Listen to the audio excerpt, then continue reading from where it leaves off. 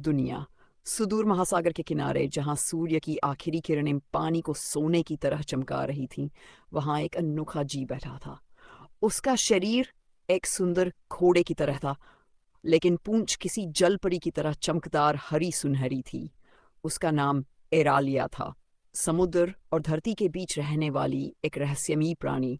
एरालिया सिर्फ उन लोगों को दिखती थी जो सच्चे दिल से समुद्र की आवाज़ सुनते थे। वह आधी रात को चुपचाप लहरों में समा जाती और सुबह की पहली रोशनी में किनारे पर आकर बैठ जाती, जैसे कोई सपना धरती पर उतर आया हो।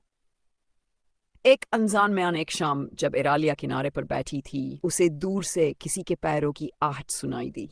ये एक युवा नाविक था, खाइल, जो तूफान में अपनी नाव खो चुका था और अब किनारे पर अकेला अटक रहा था। जब उसने एरालिया को देखा तो उसकी आंखें विस्मय से फैल गई। तुम कौन हो? काइल ने हिचकिचाते हुए पूछा। एरालिया मुस्कुराई। मैं एरालिया हूँ, महागर धरती की कड़ी। लेकिन तुम यहाँ क्या कर रहे हो?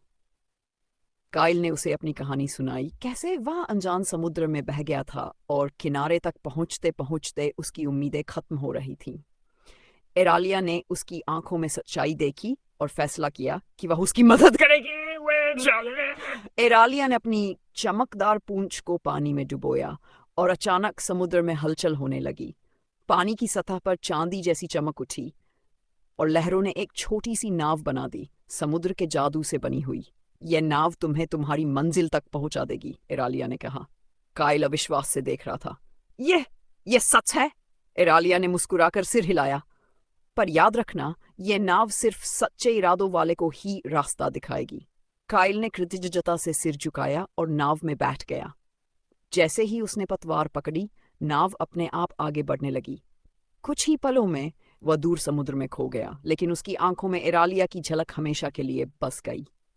रहस्य बना रहेगा। जब अगली सुबह मछुआरे किनारे पर आए तो उन्हें कुछ अजीब लगा। रेत पर बड़ी घोड़े जैसी नालों के निशान थे, जो धीरे धीरे लहरों में मिलते जा रहे थे। और तब से जो भी समुद्र के किनारे बैठकर ध्यान से लहरों को सुनता, उसे कभी कभी एक हल्की हंसी और लहरों पर चमकती एक सुनहरी पूंछ दिखाई देती। शायद एरालिया अब भी वहीं थी, किसी और की मदद के लिए तैयार। शिक्षक की कभी कभी जादू सिर्फ उन लोगों को दिखता है जो सच्चे दिल से विश्वास करते हैं।